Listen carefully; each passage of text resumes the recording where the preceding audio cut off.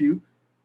Please log in with your own name so our team can actually record your attendance. If not, sessions left, and today would be one of the key sessions. And we have none other than Dr. Sunil Kumar, who to lead our session. And Dr. Sunil Kumar is a very distinguished and very well-known palliative care physician.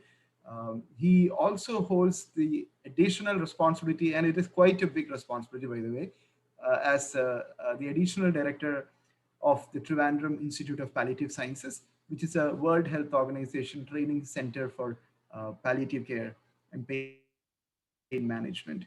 He has done his higher studies in pain and palliative medicine from Amrita and holds a master's degree on the same from Cardiff University. He has more than a decade's experience in providing palliative care to patients. Most recently, I have very good experience that I can relate of him taking care of one of my dear patients. I have discussed her case here. A young 39-year-old nurse who had significant pain issues, pancreatic cancer, who we stepped up. This is the first time I've experienced the ladder in a proper way. I stepped up from acetaminophen, tramadol, dexamethasone adjunct to morphine, fentanyl, to methadone, seeing that happen. And Palim India with Dr. Sunil Kumar helped provide care for this patient. And finally, her pain got really excruciating. We transferred her to his care in Trivandrum. And they had to do celiac plexus block, epidural analgesia, several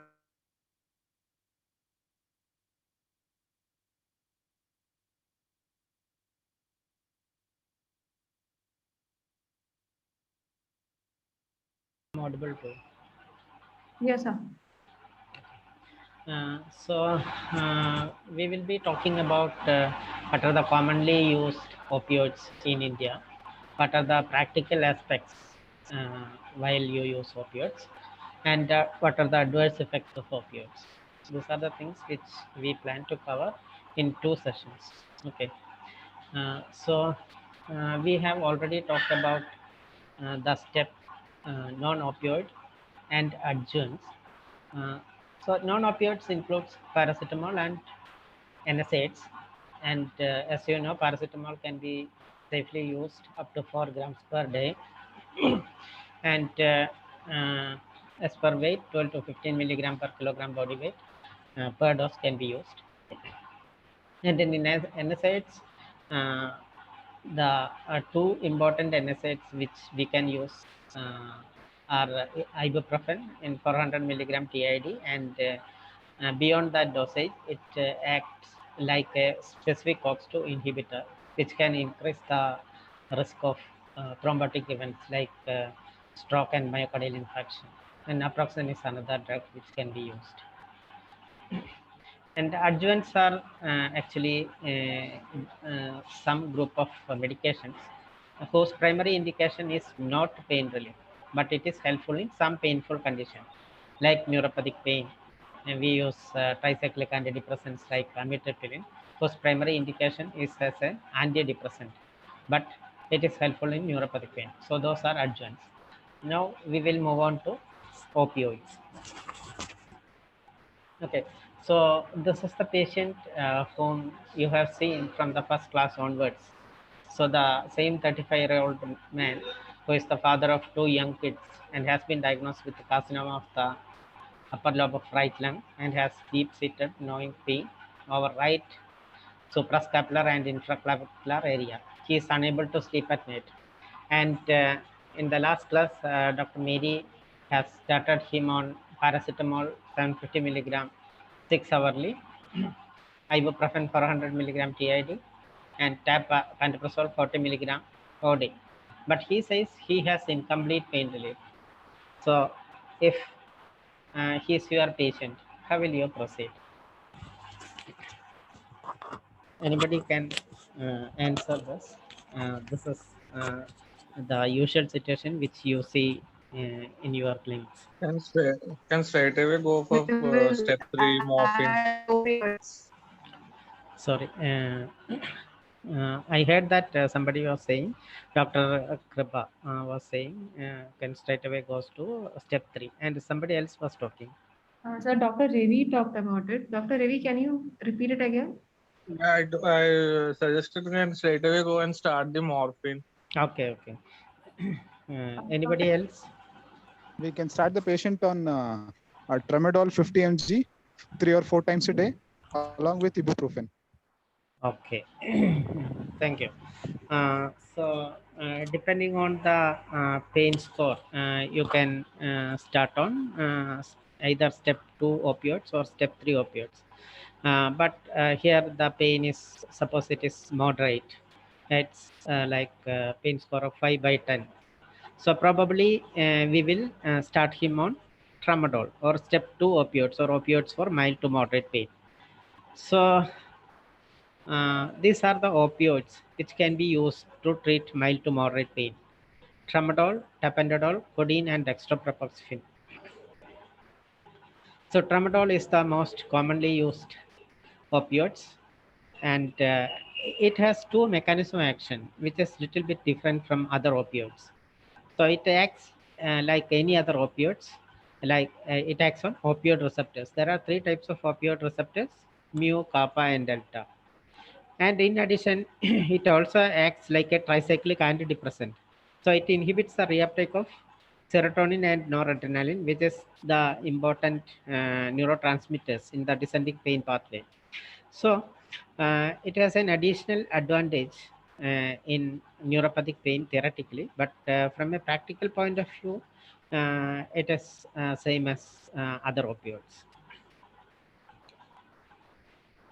And if you compare the potency of tramadol with the morphine, it is about 1 by 10th.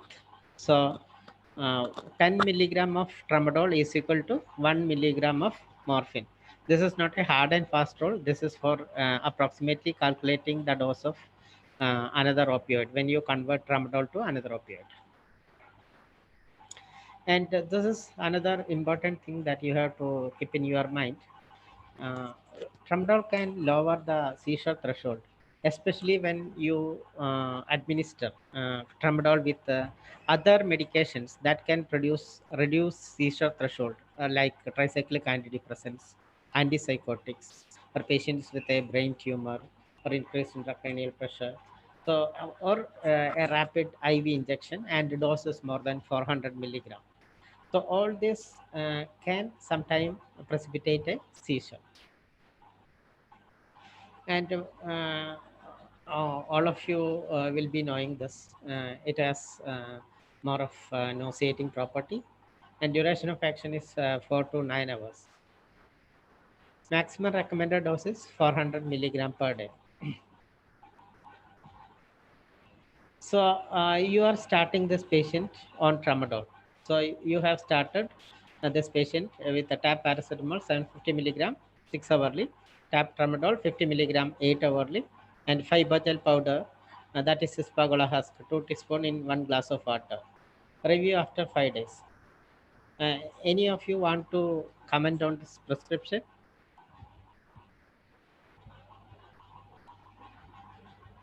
We shouldn't be waiting 5 days to control pain. We should see him the next day and see what is the pain status. Okay, thank you, sir. Anybody else want to comment on the prescription? We can add a antiemetic as well, because tramadol can sometimes cause emesis also. Okay, thank you, Dr. Parneet. Any other modification anybody want to suggest?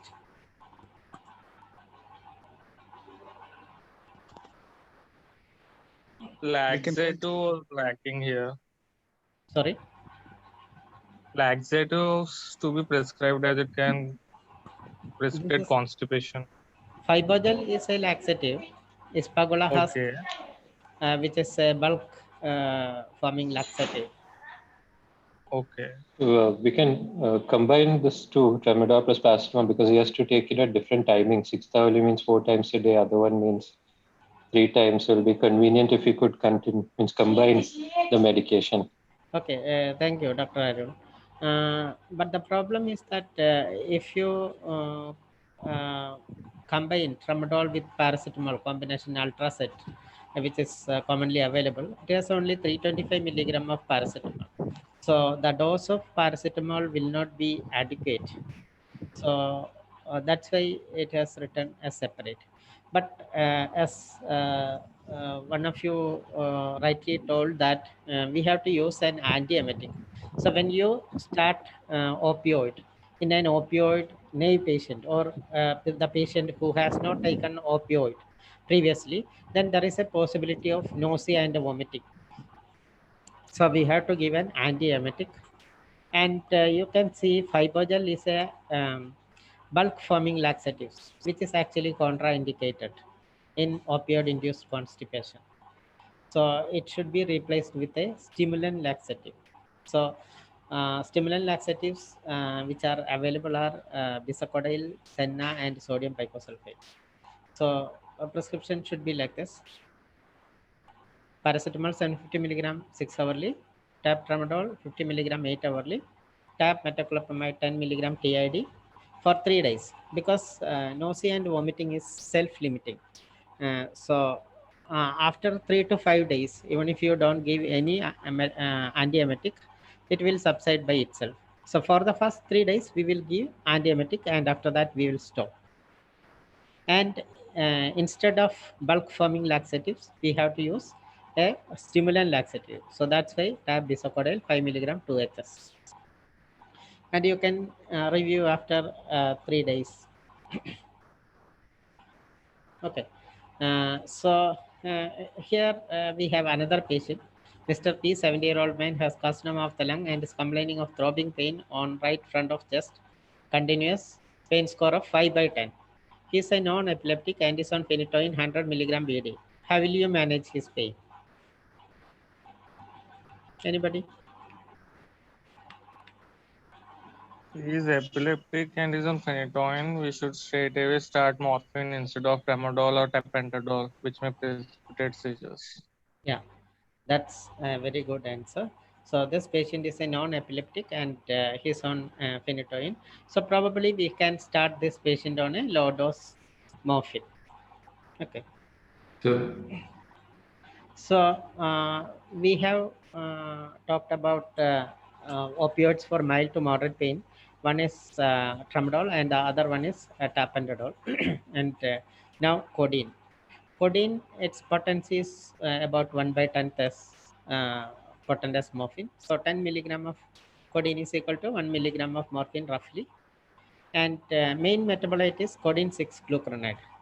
But codeine will give its analgesic property when converted into morphine. So codeine is metabolized through the same route of morphine.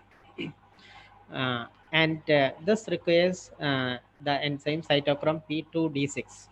And this has a genetic variation within the individuals. And sometimes some patients may be poor metabolizers. So even if you give codeine, sometimes there will be no analgesic effect because of this poor metabolism. So it is not commonly used now, codeine, and its duration of action is 4 to 6 hours. And it can be used as a cough suppressant, as an analgesic, as well as an anti-diarrheal agent, if we cannot find out any specific etiology for diarrhea. And dextropropoxyphene, and this was one opioid which was available 3 years back, and its use was suspended during that time, but now it has come back into the market. So I will talk 2 lines regarding dextropropoxyphene. And it is mainly metabolized into norpropoxyphene, and its potency is almost same as other weak opioids like codeine and tramadol. And another important thing is it's after 3 to 4 days only, its blood level will be stabilized. So full action can be seen only after 3 to 4 days. And this can also accumulate in renal failure. So patients with renal failure This dextromethorphan is contraindicated, and duration of action is 6 to 8 hours. So now it has come into market with this indication. It can be used only for cancer pain, and the daily administered dose should not exceed 300 milligram per day.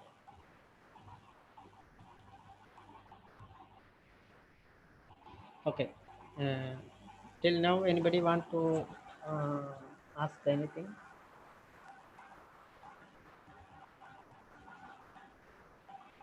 So for patient with known brain mets or on epilepsy, who is going to receive multiple medication, is it better to switch on to levetiracetam, which is the preferred anti-epileptic in oncology patients because it has lesser drug interactions compared to phenytoin? Okay, I didn't get you. Can you ask once more? Can you hear me, sir? Yeah, please. Yeah, so in this patient, because he is having a history of lung cancer and epilepsy, is it better to switch on to levetiracetam so that we can continue with our routine pain protocol instead of taking interactions every time? Because phenytoin has interactions with almost every drug because it reduces the efficacy of almost all the drug. I agree with that, but we have to also see that patients'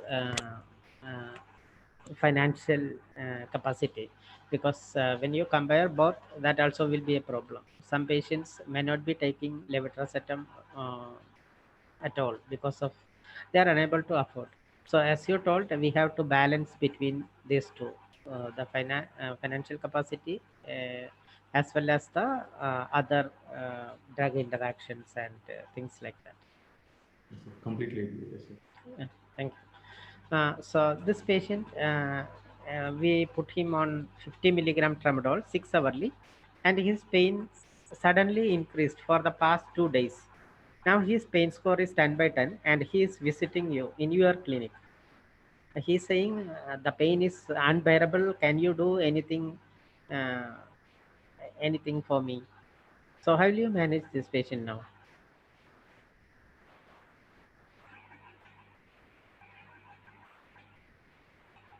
Anybody?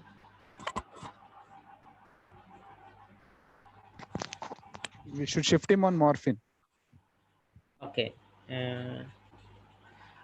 Okay.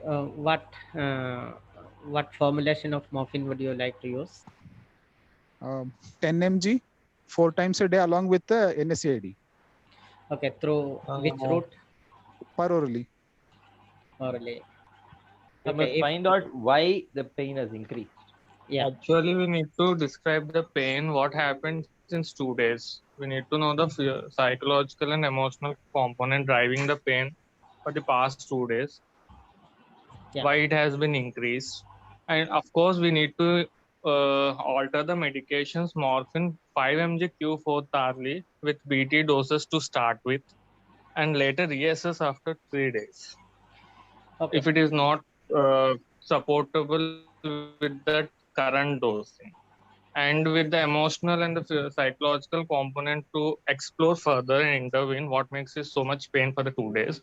We can even add some adjuvants like if he's anxious or is depressed, we can add anti-anxiolytics as well with PCM 6 hourly or 8 hourly dosing.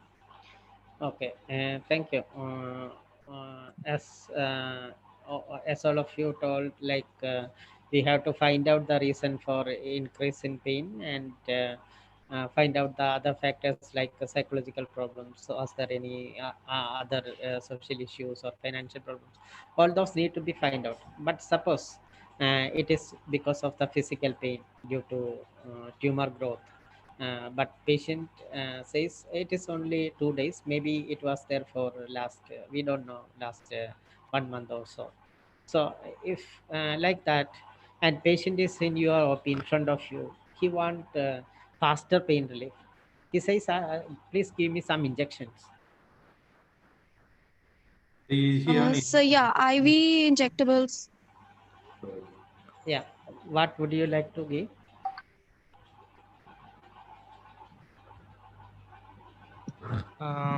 Sir, IV PCM and IV DEXA. Okay. So all of you remember the WHO analgesic ladder, and if patient has severe pain, which step would you use? Third step, isn't it? So in the third step, we have opioids for moderate to severe pain, plus or minus non-opioid, plus or minus adjuvants.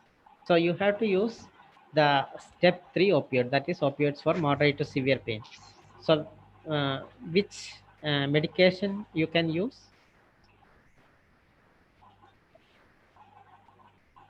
Morphine. Morphine. So IV morphine. Yeah, Yeah. IV morphine. So we can use IV morphine. Okay. Sir, he is having severe pain 10/10 and that too for last 2 days. Yeah. So highest intensity of pain with very acute onset. Do we need to investigate for any rapid progression of disease or involvement of any structure that is causing such pain? That investigation is necessary when you can make any modification in the treatment. Like if you want to investigate and say, I can give radiotherapy or chemotherapy and this patient will improve. In such condition, definitely you have to investigate and find out the reason. But that should not be a hindrance to give pain relief. So because he has severe pain, we will try intravenous morphine. Okay, so intravenous morphine is given as a trial, or it is titrated in small doses. So injection morphine is given 1.5 milligram at 10 minutes interval. So as you know, if injection morphine or any other opioid, if you introduce for the first time, it can produce some nausea and vomiting. So we have to give an antiemetic, which we usually use is injection metoclopramide. So injection metoclopramide 10 milligram IV given and followed by injection morphine. And what is the endpoint? Either patient should have satisfactory pain relief or patient should be sleepy, whichever be the first. So as you know, morphine is not panacea for all the pain. Some pain are not opioid sensitive or poorly sensitive. So in such instances, patient may not have good pain relief, but patient may become drowsy. So you have to stop the trial. So for doing the IV morphine titration or trial, you can make a chart like this with time, pulse rate, respiratory rate, blood pressure, pain score. Is the patient drowsy? And what is the dose of injection morphine you have given? Suppose this patient came to you at 10 a.m. and at that time the pain score is 10. You will check pulse rate, respiratory rate, blood pressure, and you will look whether the patient is drowsy or not. And then you will give if the patient is not drowsy, you will give 1.5 milligram of morphine. And you will repeat this until the patient has satisfactory pain relief or when the patient becomes drowsy. You have to stop it. So this patient was not drowsy. So we continued the opioid titration and total 6 doses was necessary. And at 11 a.m., the pain score was 1 and patient is not drowsy. So as the patient has satisfactory pain relief, we can stop the trial. So this patient received 9 milligram of IV morphine with good pain relief. So now we want to send this patient home. So how will you convert this morphine into oral? 3 times the dose. Okay, thank you, sir. Anybody else?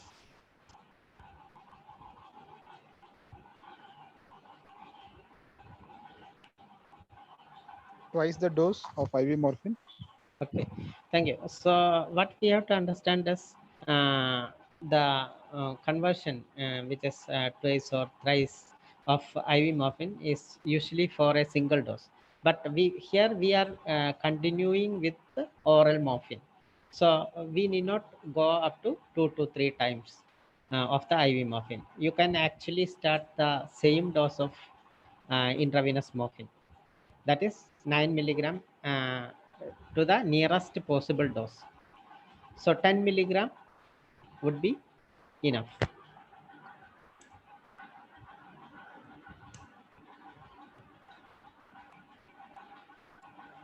Sunil, can I jump in with a comment here? Yes, sir. Because though the question is not voiced, there must be several people, because at least Ravi talked about this, and Dr. Hriday also said twice the dose or thrice the dose, different people are saying. So just want to repeat, the double dose, twice the or intravenous dose or thrice the intravenous, 2 to 3 times usually, is for a 24-hour dose conversion. If you are using by syringe driver, 15 milligrams in 24 hours, then the 24-hour dose should be 30 to 45 milligrams. So 2 to 3 times is a 24-hour dose to 24-hour dose conversion. That is not valid here. I'll explain. That's because here we are not, that is about a steady state.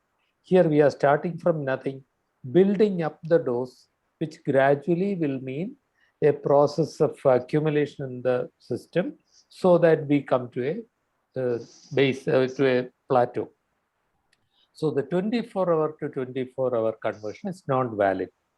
Now, as Dr. Sunil explained, this is not absolute standard in the sense it is variable. Our usual, we actually did a study and find that the conversion rate could vary from anywhere from 0.6 to 2.2 times the intravenous titration dose. So it's variable. As Sunil said, we would just start the man on 10 milligrams 4 hourly. Remember, it's not 1-to-1. 9 milligrams is 1 dose over 1 hour. Whereas we are going to give 10 milligrams 4 hourly, which will be 60 milligrams in a day. So, and 1 dose over an hour cannot be converted equally to 24-hour dose. So 9, and as Sunil says, 10 milligrams when we started, it is for a single dose, 4 hourly dose. I don't know how much I have confused the issue. Maybe Sunil, you had made it simple. Maybe I don't know. I thought that explanation was necessary.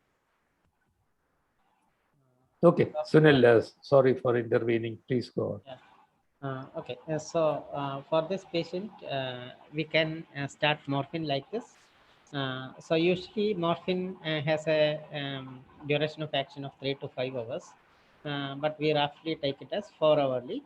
So morphine has to be given every 4 hourly. So you can start morphine at 6 a.m. Then after 4 hours, 10 a.m., 2 p.m., 6 p.m., and 10 p.m. And you know that many of the patients who are in pain will not wake up at 6 a.m. So instead of 6 a.m., we will make it when the patient wakes up. And when if the patient wants to go to bed, even before 10 o'clock, we will give that dose when he goes to sleep. So you can see that the 10 milligram is given at 6 a.m., 10 a.m., 2 p.m., and 6 p.m. But at bedtime, we usually give double dose. And in addition, we can also give a SOS dose of morphine. So in addition to the regular timings, you can also give SOS dose if the patient has pain. So if you don't have any injectable morphine, you can use oral morphine. So in an opioid naive patient, you can start with 5 milligram. And if the patient is on any weak opioids like tramadol or tapentadol or codeine, something like that, you can start 10 milligram. So our patient, Mr. X, was started on 10 milligram of morphine 4 hourly and SOS. And he was relatively pain-free for the last 2 weeks. But then he required 3 SOS doses for the last 4 days. What shall we do now? Anybody?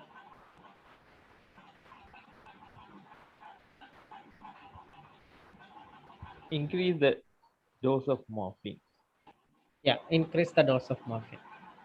So when can we increase the dose of morphine? If the patient is taking 2 or more than 2 PRN or SOS dose, then we can increase the dose of morphine by 30 to 50%. So this patient was taking 10 milligram of morphine, and you can increase it by 50%. So that will be 15 milligram, 10 plus 5. So 15 milligram for hourly and SOS. So did we actually investigate why this patient had so much pain, sir? Any other treatment modality was offered rather other than morphine, maybe radiation or chemo, sir? Yeah. As I told you earlier, if this patient has is treated with a curative or palliative intent, and there are scope of some definitive therapy, you can definitely investigate and do the needful. But I am saying that investigations will take time, but we need not wait for him to give pain relief.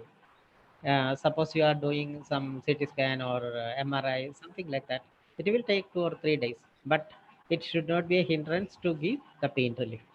But investigations will be done only when we can intervene with some specific actions. Thank you, Sunil. And just let me add, thank you for that question. An important thing. I mean, we palliative care, I'm not an oncologist, I'm a palliative care doctor. And one of the things that when we talk about palliative care, especially to non-oncologists, we tell ourselves and to the group is always correct the correctable. We can do, as you pointed out gently, we can do harm by not intervening when interventions are possible and feasible. So that intervention may be just draining a ascites, draining a pleural effusion. It may be particularly by radiotherapy.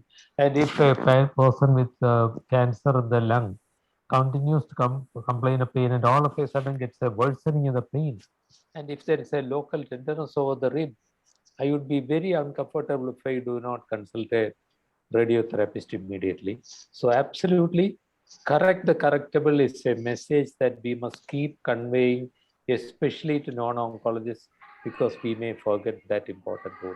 Thank you for pointing it out with a question. Rajay?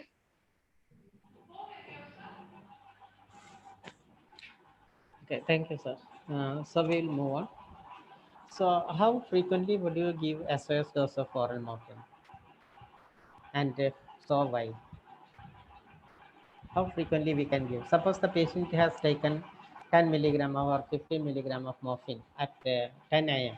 and by 10:50 or 10:30, the patient is saying, oh, so I have severe pain. Will you give me another dose of morphine?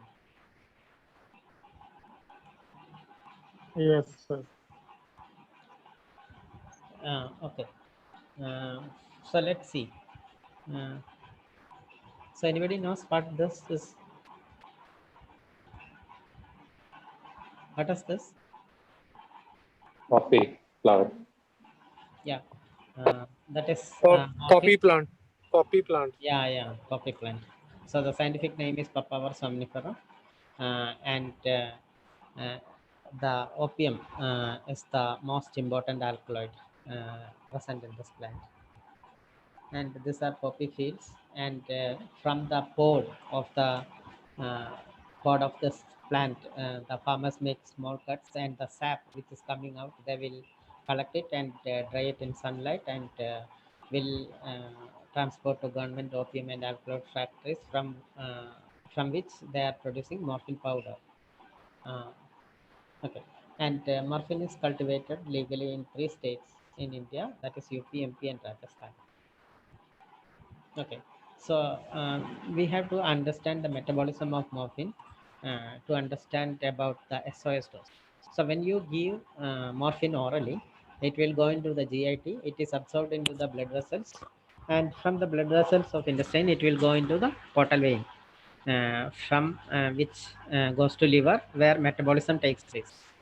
And after metabolism, the metabolites are liberated into the systemic circulation. So about 90% of morphine is converted into metabolites, and this happens mainly in liver. only minor part of metabolism occurs in GIT and kidney. And you can see there are mainly two metabolites which are known as morphine 3 glucuronide and morphine 6 glucuronide, M3G and M6G in short. And you can see the M6G, which is formed in less quantity, is the active component which will give you the pain relief. And M3G doesn't have much action in our body. So the M6G is the component which will give you the pain relief. So when you give morphine orally, it has to be absorbed. It has to go into the portal vein to the liver, and metabolism need to take place. So it will take some time. So it is the action or pain relief starts by 30 minutes, but the peak action will be by about an hour. It will take 1 hour.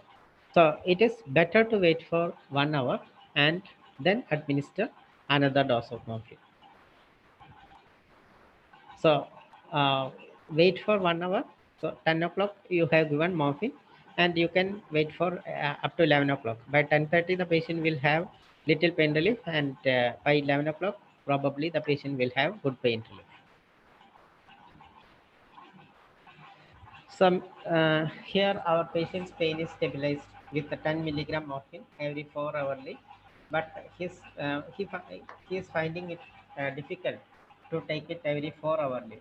He says he is willing to take it if you give less frequently. So this is one of the problem with patients.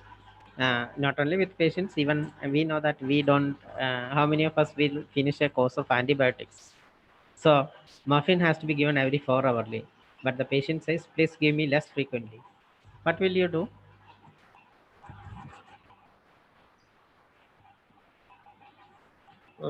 The IR morphine can be converted into SR SR forms. morphine. SR. Yeah. So there are two types of formulations. One is immediate acting morphine or fast acting tablet, which has a duration of action of 4 hours. But here we can convert the total dose of morphine, that is 10 milligram 4 hourly. So the total dose will be 60 milligram. 60 milligram can be converted into sustained release morphine 30 milligram BD. So the duration of action of sustained release morphine is 12 hours. So only the patient needs to take only BD. So this is the advantage of sustained release morphine. And these are the preparations available. Aqueous solutions are available. So syrup morphine is available. In Kerala, it is available in RCC. And tablets as immediate release as well as controlled release. And injection is also available. So the strength is 15 milligram per ml, which is available to us. But it will be variable for most of you if you are outside Kerala. Sunil, Dr. Sunil, can may I I? interrupt? Yeah. Sorry, sir. Go ahead. No, please go ahead. Please go ahead. Well, my question is sustained release morphine easily available, as easy as, well, morphine is not very easily available because of regulations, but is it as easily available as regular morphine? And cost also? The first answer to the first question is yes. If you have the license for the, oral for immediate release morphine, the same will be enough for sustained release morphine. Yes, one company makes it. Unfortunately, it's expensive. It costs roughly around, earlier one company used to make it, which was only twice as expensive. Now it's at least 3 times as expensive. Well, that's 24 hours course. Sunil, if I may bring up another point, you mentioned the conversion to sustained release morphine. So even if you have converted to sustained release morphine, would you agree that it may be wise to leave some immediate release morphine for SOS administration? If pain comes in between, as everybody knows, some people have these spontaneous bursts of pain for no reason at all. For some, it is a diurnal thing. For some, it is movement related. So if there is a worsening of pain, the SOS dose should not be sustained release. because it will not act fast enough and it will act when you do not want it. So it has to be an immediate release morphine.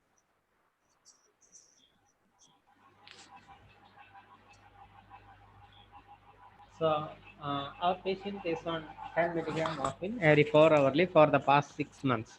But then he was brought to you with excessive drowsiness. On examination, you found that his serum creatinine is 5 milligrams per deciliter.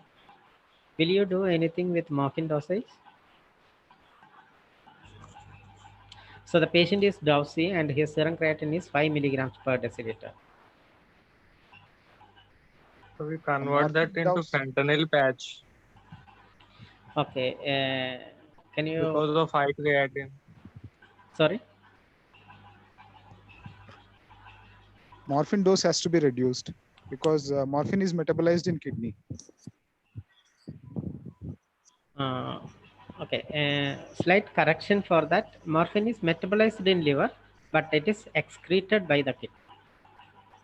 If the patient is comfortable with the same morphine dose, you can convert that into the fentanyl patch. Okay.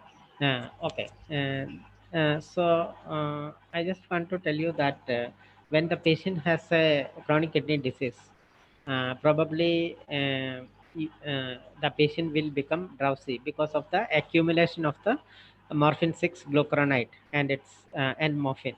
So it is not excreted from the body as like patient is having a normal renal function. So this accumulation causes the neurotoxicities, including drowsiness, delirium, and myoclonus. So you have to reduce the dose of morphine. So 10 milligram, you may have to reduce the dosage to 5 milligram, and maybe instead of 4 hourly, you have to give it maybe 8 hourly or 12 hourly, according to the patient's pain. So you have to titrate the dose of morphine again. But as Dr. Ravikiran told, we can also switch on to another safe, renally safe opioids like fentanyl or methadone. But fentanyl is costly compared to morphine, very, very costly. Methadone is another alternative which is available in India. So I would recommend methadone rather than fentanyl. Dr. Sunil, Dr. Shubham Jain has a question. Yeah. Sir, so I had two questions. The first one was during the titration of the dose to the IV morphine, you had suggested intervals of 10 minutes. Now, like when we are taking oral morphine and the onset of action time is roughly an hour, there would be some onset of action time for the IV morphine also. So is 10 minutes an interval good enough to assess the dose in that case? Yeah, thank you. The blood level of morphine will be peak by about maybe 15 to 20 minutes when you give IV morphine, but the peak level of oral morphine will be by only by 1 hour. Even if you give IV dose every 10 minutes, there will not be much problems because you are monitoring the patient for drowsiness, which is the first toxic sign that can appear. So it is not going to make big problem for the patient. And as Rajagopal sir told, this has been experimented by sir and his team, and it was there was no much significant adverse effects. Thank Sir, you, do you want to add? Thank you, Sunil. Absolutely. Dr. Shubham, that was a very positive question. Thank you very much. Gives me the reason, time to a chance to explain also. So after giving intravenous administration, it takes 20 to 30 minutes to cross the blood-brain barrier enough to achieve peak level in the brain. So those 20 to 30 minutes is an issue. So as you very perceptively asked, theoretically ideal interval would be 20 to 30 minutes or 30 minutes. But in practice, think of the real life situation in a hospital or outpatient clinic. The staff are busy. Even this is sometimes hard to achieve. So we compromised on 10 minutes specifically recognizing that what is the worst that can happen, we may give at the most 2 doses extra. That will be 3 milligrams. Dr. Shubham's question is very valid. By giving it 10 minutes, we may end up giving 3 milligrams more than what is required. Well, 3 milligrams more is not going to cause any significant damage. And that's why we are using it. Nowadays, if we can afford it, we switch over to fentanyl trial instead of morphine trial, and maybe that is something that's quite doable, quick. Every 3 minutes, we actually compromise at 5 minutes. 10 micrograms can be given, and that can be really fast. The 20 to 30 minutes of delay in crossing the blood-brain barrier is not valid for fentanyl. It reaches the blood-brain barrier, crosses the blood-brain barrier very quickly. Okay. And the second part of my question was the breakthrough doses or the SOS doses that we are giving. So on each subsequent visit, we follow up the patient of how much was the dose or how many times did they need to take the SOS dose so as to recalibrate the dosing that is required. Sure. Exactly. And as Sunil said earlier, we ask patients to document that. Only a minority actually write it down, but they are encouraged to write it down. And if more than 2 rescue doses have to be taken a day, Sunil advised that we should increase the 4-hourly dose by 50%, from 10 to 15. From 15 to 22.5 will not be very easy and practicable. So what we usually do is 10, 15, 20, 30, 40, 60, 100, like that, approximately 50%. Sir, we have a question from Dr. Raju. I can ask on his behalf. Kindly opine on prescription of morphine in pediatric population. I think Raju, Sunil and Dr. Raju, Sunil is coming to that later. Children's management does get addressed. Okay, thank you. Right, Sunil? Sir, maybe in the next class. Yeah. But there is no age at which, even in newborns, it can be given, but understandably, the duration will be much longer. After the first 28 days of life, it's can be titrated like others. In the newborn, it will be much, the accumulation in the body will be much more. Therefore, it has to be given at a lower interval, that's all.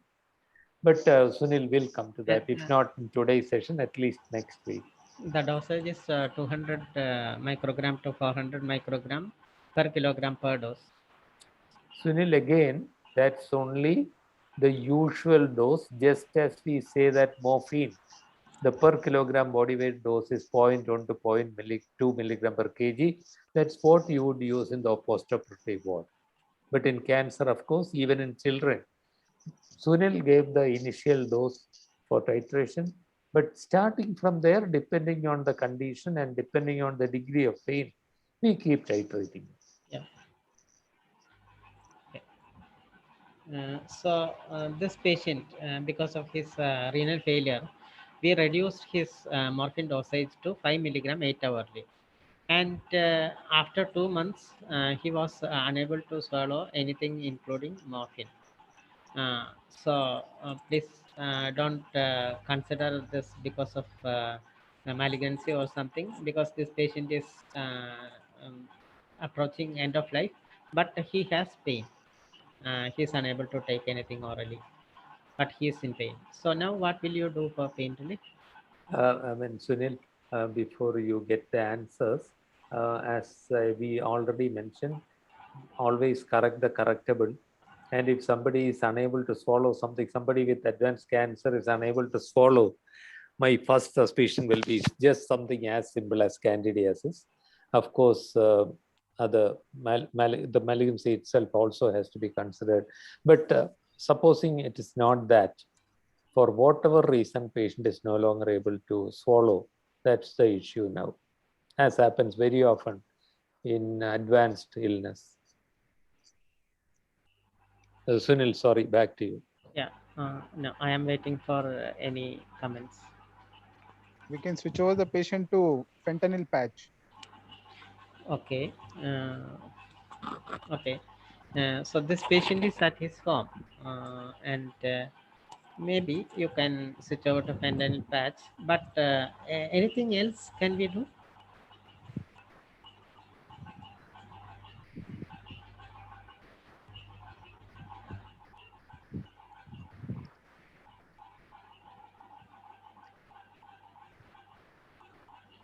Okay, subcutaneous morphine. Dr. Vidar says subcutaneous morphine. Okay, so all these are possible, but the problem would be for subcutaneous morphine. Probably the patient need to brought to the hospital, or somebody has to go to the patient's home. And I don't know whether it is possible considering your team members. And as I told you earlier, fentanyl is costly, and patient near end of life. Is it okay to start on fentanyl, because it will take about 8 to 12 hours to act also. So with morphine, can we do anything else? Sangeeta has recommended rectal route. Okay. So what are the routes through which you can administer morphine? We can administer intravenously or subcutaneously. Oral route, which is the most common route, followed by subcutaneous or IV route. And perrectal is something by which we can administer morphine, and epidural, intrathecal. All these are possible routes, but sublingual or gingival route is not good for morphine because it is not lipophilic. And if you administer sublingually, and if the patient has analgesic effect or patient has pain relief, then we should think that he has swallowed it. That's why the patient has pain relief. So it is not usually recommended to give morphine sublingually or gingivally, but you can give perrectal morphine. So you can give perrectal morphine in this patient, and the same immediate release morphine. Same dose, same duration of action. If you are giving 5 milligram 8 hourly, you can administer 5 milligram 8 hourly through perrectal route. So it will have the same action, same pain relief. And some people even consider perrectal route is better than oral route. But for practical purpose, both are comparable.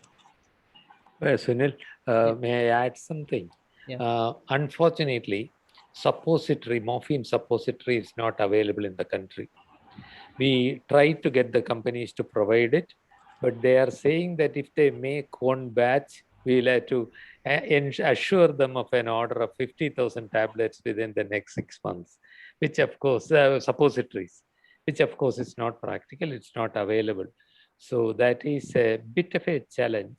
We are, when desperately necessary, we use tablets.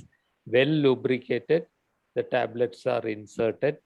And in this sort of situation, if it's towards the end of life for 2 or 3 days, that's okay. Otherwise, by no means a comfortable process. If there were suppositories, that would have been great. Someday, when everybody starts using morphine, demand goes up, then we are likely to get it. So morphine is hydrophilic. You can take the 5 milligram morphine and add 2 drops of water, and it will become a paste which can be rubbed into the rectal mucosa.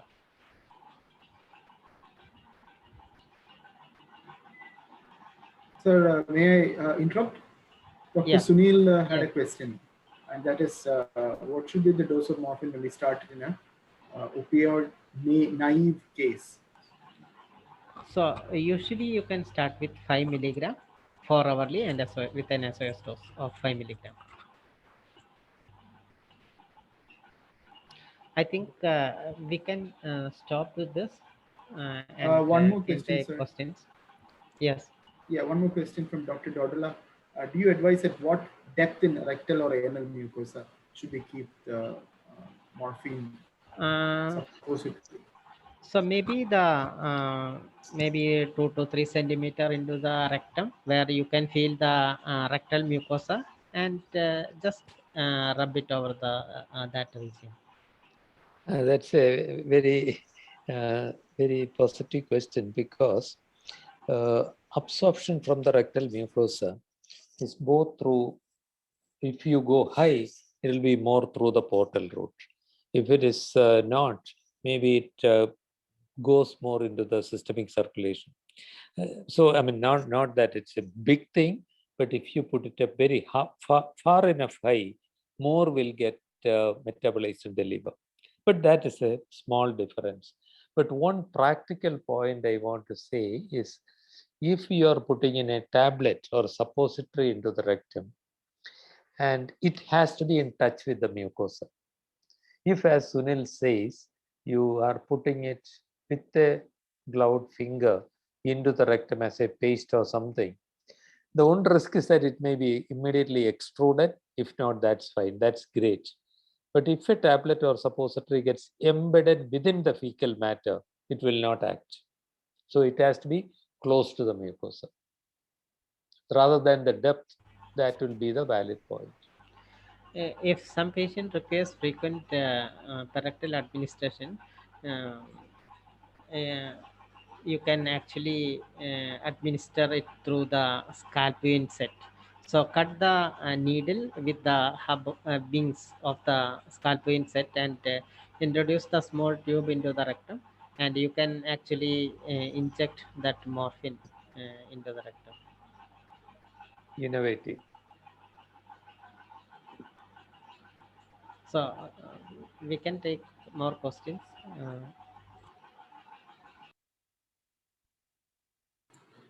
A question that I have: can morphine be crushed? Not sustained release morphine, Aju. Immediate release morphine is absolutely fine. You can crush it, make it into a paste, do anything with it.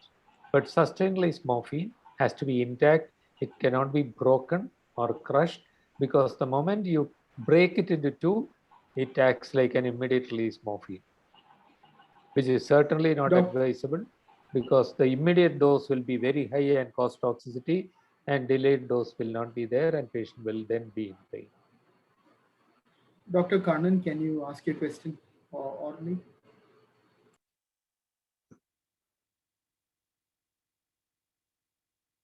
Or maybe I can ask that. Can we use oh, this is Dr. Ravi Karnan, sorry. Can we use buprenorphine patch instead of morphine? Sunil is coming to that next week, aren't you, Sunil? Yes, sir.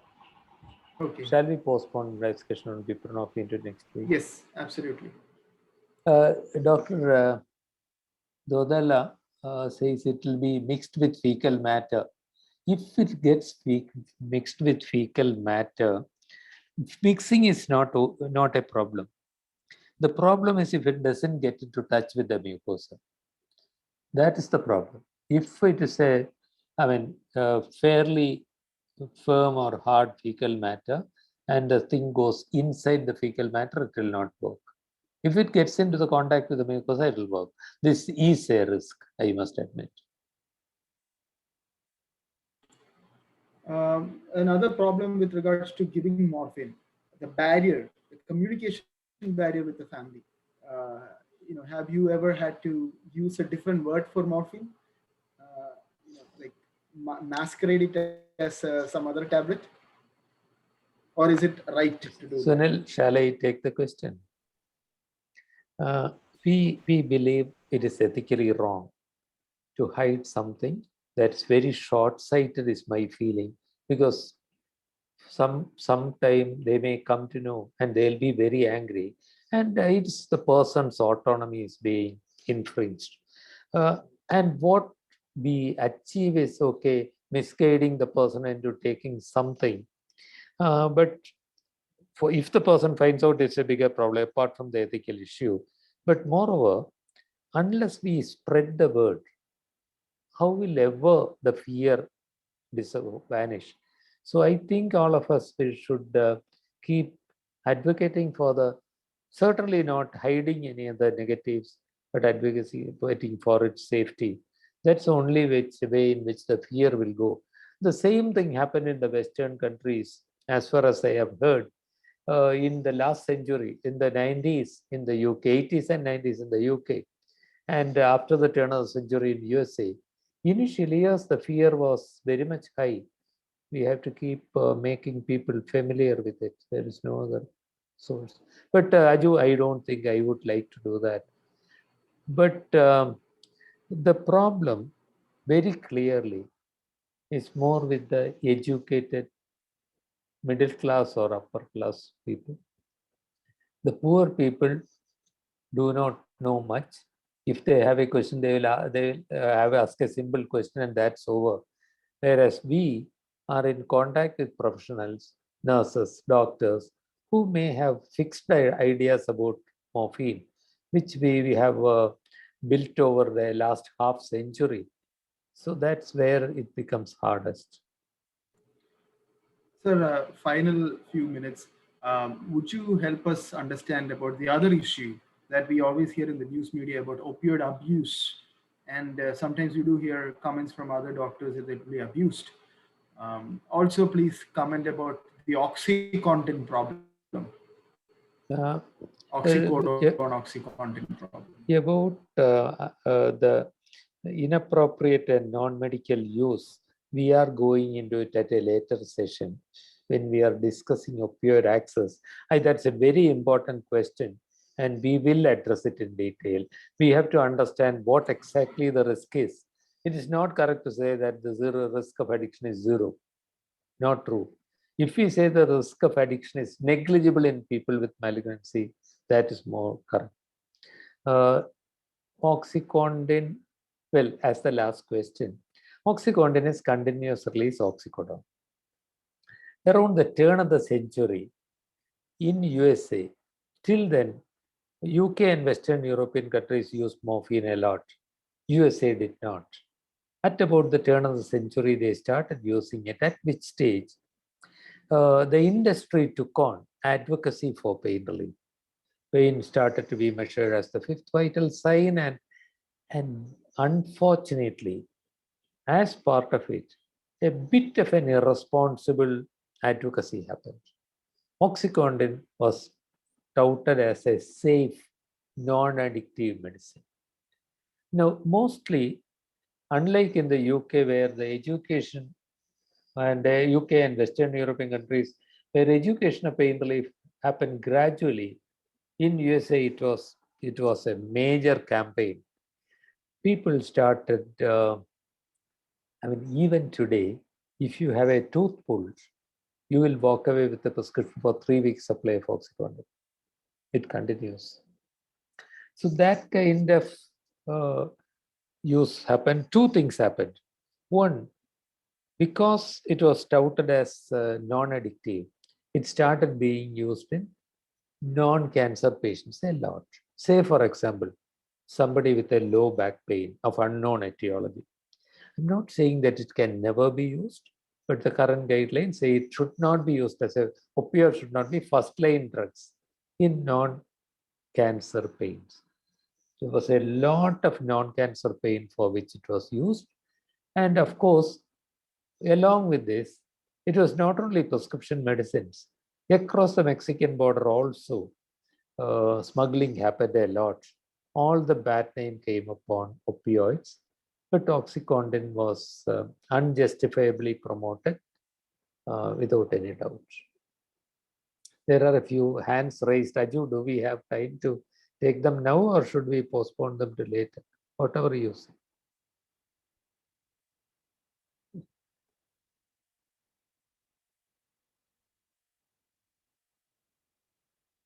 Whose hand is raised? Dr. Sunil Kaushik? Yes, sir. Yes, sir. Sir, I have one small doubt. When we are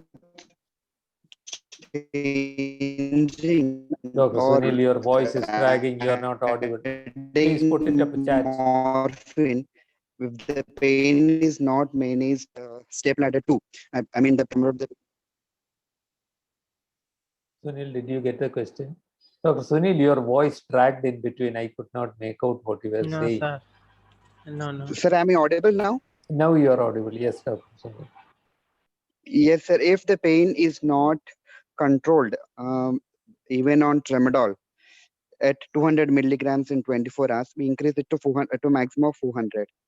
And even if it's not controlled on that dosage, also if we change it to morphine, so do we convert it based on those potency calculations like 1/10, so 40 milligrams of morphine? That 400 milligrams of tramadol is equivalent to 40 milligrams of morphine. Then we increase it to 60 milligrams and then start the initial dosage of morphine, or is it like 5 milligrams or something like that? Sunil, you want to take that? Or Yeah, you want... yes, sir. Yeah. So first of all, thank you for that question. So this patient whom we discussed was on 50 milligram 8 hourly or 6 hourly. And if the patient doesn't have proper pain relief with 200 milligram, we will usually switch over to morphine because we know that the morphine is tramadol is costly, and probably the patient may not may require a strong opioid. That's why he is not getting pain relief with 200 milligram. So better than going in the same step over to the third step and use morphine. And you can, as I told you, the potency is something which is a rough calculation, 1/10. And I told you that in opioid naive patients you can use 5 milligram of morphine, and and in patients who are on weaker opioids like tramadol, you can go to 10 milligram morphine straight away. And if you look at this patient, he is taking 200 milligram of tramadol. No, 400. He said 400. For Dr. Sunil's question was, if he is already on 400, is it okay to go to 10 milligrams of morphine for our 60 milligrams? That sounds very sensible, doesn't it? Yeah. So 400 milligram of tramadol is equivalent to 40 milligram of morphine, approximately. So when you start with the 10 milligram, it definitely this patient require more morphine equivalent than compared to 40 milligram of morphine. So you will step up to 60 milligram per day. So 10 milligrams for hourly you can start and then titrate up. Aju? So we have lost Dr. Vish. Okay. Ladies and gentlemen, thank you very much. Personally, I am very, very happy that this course is happening, and thank you for your interest. It makes this world a safer place for me to have cancer in, if it comes to that. Thank you. And Raju is requesting, please give your feedback. There is a link given on the chat box. Raju? Yes, sir. It is given in the chat. So give it a minute, do it, and then only leave the meeting. So it's time for us to wind up. We have crossed 10 minutes today. So we can see you next Wednesday with a continuation of opioid session taken by Dr. Sunil. Thank you all. We'll see you next week. Bye. Thank you. Thank you, Raju. Thank you, sir. Thank you all. Bye.